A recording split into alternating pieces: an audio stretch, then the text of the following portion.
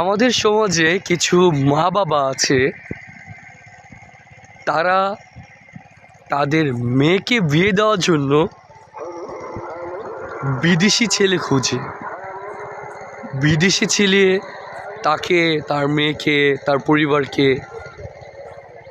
হয়তোবা সুখে রাখতে পারবে, সেই চিন্তা করে বিদেশি ছেলে খোঁজে। কিন্তু আমাদের দেশে লাখ টাকা ইনকাম করে এরকম ছেলেও আছে, যারা ফুটপাতে ব্যবসা করে, ফুটপাতে কাপড় গয়নাগাটি বিক্রি করেও লাখ টাকা ইনকাম করে, কিন্তু তাদেরকে তারা গ্রহণ করতে পারে না। কিন্তু সে বিদেশি ছেলেটাকে গ্রহণ করতে পারছে। আবার দেখা যাচ্ছে কিছু কিছু মা বাবা বিশেষ ক্যাডার খুঁজে, কিন্তু ওই বিশেষ ক্যাডারের প্রত্যেকটা টাকা যে হালাল কি হারাম সেটা একবারও যাচাই বাছাই করে না। খুঁজে সরকারি চাকরিজীবী, কিন্তু ওই সরকারি চাকরিজীবী যে পার্সনটা, যে মানুষটা, তার টাকাটা যে হালাল সেটা একবারের জন্য যাচাই বাছাই করে না। তবে সে ফুটপাতের যে ব্যবসায়ী, তার কাছে মেয়েকে বিয়ে দিতে নারাজ।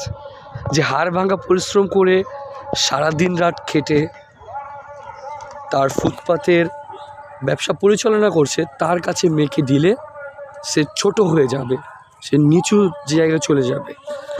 এরকমটা সময় দেখা যায় যে ফুটপাতে ইনকাম করে লাখ টাকা ইনকাম করছে, মা বাবাকে টাকা পয়সা দিয়ে তার কিছু টাকা সঞ্চয়ও হয়, কিন্তু সরকারি চাকুরিজীবী যে ছেলেকে খুঁজতেছে, সেই ছেলের চাকুরিটা কোনো এক সময় গিয়ে যদি চলে যায়, তাহলে কিন্তু তার আর কোনো সম্বল থাকে না। কিন্তু ওই ফুটপাতের ব্যক্তিটা যখন তার ব্যবসায় লস খাবে, সে কিন্তু আবার নতুনভাবে দাঁড়াবে, নতুনভাবে সে চিন্তা করবে তার ব্যবসাকে আবার নতুনভাবে পরিচালনা করবে, কারণ তার অভিজ্ঞতা আছে। কিন্তু সরকারি যে চাকরিজীবী ব্যক্তিটা, সে কিন্তু আর তার চাকরি হারিয়ে গেলে সে কিন্তু আর ব্যবসা করতে পারবে না, তাকে সেই চাকরি খুঁজতে হবে। তাকে যখন তার চাকরি হারিয়ে যাবে, তাকে এরকম সময় হয় বেকার থাকতে হতে পারে।